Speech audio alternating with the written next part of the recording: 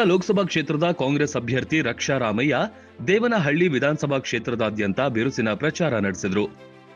ಆಹಾರ ಮತ್ತು ನಾಗರಿಕ ಪೂರೈಕೆ ಸಚಿವರಾದ ಕೆಎಚ್ ಮುನಿಯಪ್ಪ ಅವರ ನೇತೃತ್ವದಲ್ಲಿ ವ್ಯಾಪಕ ಪ್ರಚಾರ ಕೈಗೊಂಡರು.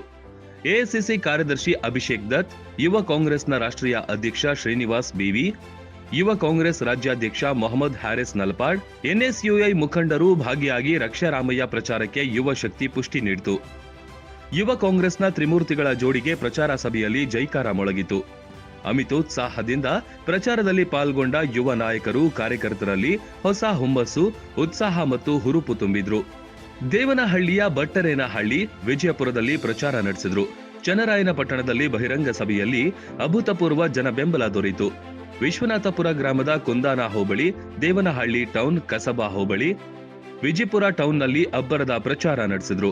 ಮಹಿಳೆಯರು, ಮಕ್ಕಳು, ಯುವ ಜನಾಂಗ ರಕ್ಷಾ ರಾಮಯ್ಯ ಅವರಿಗೆ ಹೃದಯ ತುಂಬಿ ಸ್ವಾಗತ ಕೋರಿದ್ರು.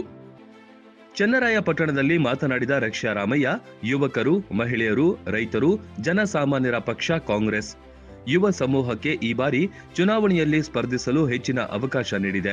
ಜನರ ಸಂಕಷ್ಟಗಳಿಗೆ ಕಾಂಗ್ರೆಸ್ ಮಾತ್ರ ಮಿಡಿಯುತ್ತೆ. ಈ ಬಾರಿ ತಮ್ಮನ್ನ ಹೆಚ್ಚಿನ ಬಹುಮತದಿಂದ ಗೆಲ್ಲಿಸಬೇಕು. ಚಿಕ್ಕಬಳ್ಳಾಪುರ ಲೋಕಸಭಾ ಕ್ಷೇತ್ರದ ಧ್ವನಿಯಾಗಿ ಕೆಲಸ ಮಾಡಲು ನನಗೆ ಅವಕಾಶ ಕಲ್ಪಿಸಿ ಕೊಡಬೇಕು ಎಂದು ಮನವಿ ಮಾಡಿಕೊಂಡರು. ರೈತರು ಪ್ರಾಣ ಕಳ್ಕೊಂಡು ಬಂದಿದ್ದಾರೆ. ನಮ್ಮ ಕರ್ನಾಟಕದಿಂದ ಹಲವಾರು ರೈತರು ಅಲ್ಲಿ ಹೋಗಿ ಪ್ರಾಣ ಕಳ್ಕೊಂಡು ಬಂದಿದ್ದಾರೆ.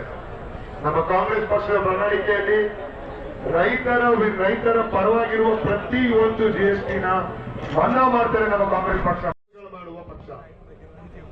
ಐಐಟಿಗಳು ಕಟ್ಟಿಸಿದ್ದಾರೆ ಕಾಂಗ್ರೆಸ್ ಪಕ್ಷದವರು, ಐಐಎಂಗಳು ಮಾಡಿದ್ದಾರೆ, ಏಮ್ಸ್ಗಳು ಮಾಡಿದ್ದಾರೆ, ಇಸ್ರೋ, NIAS, ಪ್ರತಿ ಒಂದು ಸೆಂಟ್ರಲ್ ಗವರ್ಮೆಂಟ್ ಮಾಡಿರೋದು ಕಾಂಗ್ರೆಸ್ ಪಕ್ಷ. ಯಾವುದೇ ರೀತಿಯ ಒಂದು ಬೆನಿಫಿಟ್ ಗಳನ್ನ ಬಿಜೆಪಿ ಪಕ್ಷದವರು ಕೊಡಲ್ಲ, ಜನಪರ ಕೆಲಸ ಮಾಡುವುದಿಲ್ಲ. ಈ ಒಂದು ಸಮಯದಲ್ಲಿ, ಕೋವಿಡ್ ಸಮಯದಲ್ಲಿ ನಮ್ಮ ರಾಜ್ಯದಲ್ಲಿ ಆರೋಗ್ಯ ಮಂತ್ರಿಗಳಾಗಿದ್ರು. ಅದು ಯಾರು ಅಂತ ಗೊತ್ತಾ? ಯಾರು ಯಾರು ಅಂತ ನೀವುಗಳು ಹೇಳ್ತಾ ಇಲ್ಲ, ನಾವ್ ಹೇಳ್ತಾ ಇಲ್ಲ. ಪ್ರತಿ ಒಬ್ಬ ಬಿಜೆಪಿ ಶಾಸಕರು ಅವರ ವಿರುದ್ಧ ಗೋ ಬ್ಯಾಕ್ ಅಭಿಯಾನ ಮಾಡ್ಕೊಂಡ್ ಬಂದಿದ್ದಾರೆ. ಅನಿಲ್ ಎಂ, ಜನಶಕ್ತಿ ನ್ಯೂಸ್, ಬೆಂಗಳೂರು.